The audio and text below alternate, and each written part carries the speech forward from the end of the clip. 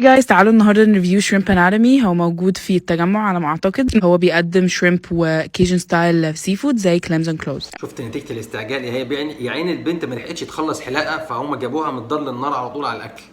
انت لو خدت بالك هتلاقي ان هي عيني مكسوفه، اللي هو انا يا اخوانا انا كنت لسه بحدد السوالف. ما انتوا شايفين الويتر بيبتدي يحط الاكل كله كده على الترابيزه وما فيش اطباق ولا حاجه، فايتس لايك فاميلي ستايل ميل. فلو بتتقرفوا يعني good luck. بس بصراحه I really enjoy these types of meals. They're really like intimate كده. هو بيحط لهم الاكل بالطريقه دي ليه؟ يعني هو ده لو مائده رحمن يا عم مش هتعملوا معاهم المعامله دي يا حبيبي. اللي بيعمل خير ما بيصوروش. يعني انت لو بتعمل خير وبتحاول ان انت تساعد الناس دي، تمام، مساكين عايزين ياكلوا كده، المفروض اللي بيعمل خير ما بيصورش عشان يذل ويعاير. الطريقه اللي انت بتحط لهم بيها الرز دي وبعدين تفردوا الفرده دي طريقه مهينه جدا. ويا ريت يا بنات تاخدوا موقف وما تروحوش تشحتوا تاني من المطعم ده. يعني في مطاعم كتير جدا وباب الخير مفتوح وكلنا المصريين جدعان حاجه فايتس لايك فاميلي ستايل ميل. فلو بتتقرفوا يعني good luck. ده انا ما شفتش كيس الاكل ده من ايام ما كنت بجيب كشري من على العربيه، وكنا بنقطع الكيس من كيس الكشري كده من البسبوس بتاعه ونقعد نشد في الكيس زي اللي بيشد كل. يعني زمان بقى كانت طفوله بقى طفوله مشرده، لكن دلوقتي انتوا كبار وبنات عرايس. لو ما فيش اطباق ولا حاجه فايتس لايك فاميلي ستايل ميل. فلو بتتقرفوا يعني good luck. بس بصراحه I really enjoy these types of meals. They're really like intimate كده وبيخلوك closer with the people you're eating with. تقريبا الويتر اللي بيحط لكم الاكل كده بعد ما بيخلص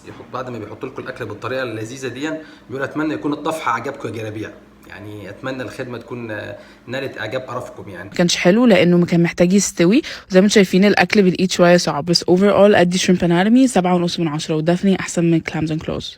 كل ده دفعته 3000 جنيه واديته له 7.5 من 10. ده تقييم؟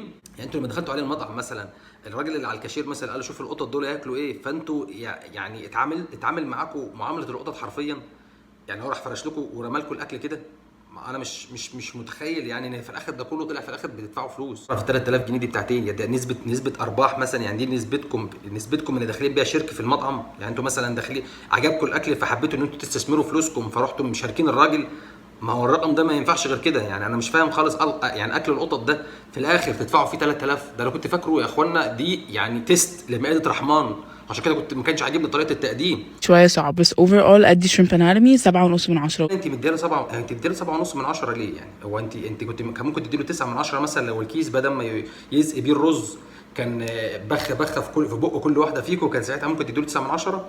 ولا لو كان انا عرفت انت ممكن تديله 10 من 10 في حاله واحده بس. لو مسكت من شعرك كده وراح ماسح بيك الترابيزه، لو مرمغ وشك في الشريمب بالرز، لو بدل الملعقه بقى عمل لك الميكس ده بدماغك، كان ساعتها انا متاكد ان انت كنت هتديله 10 من 10.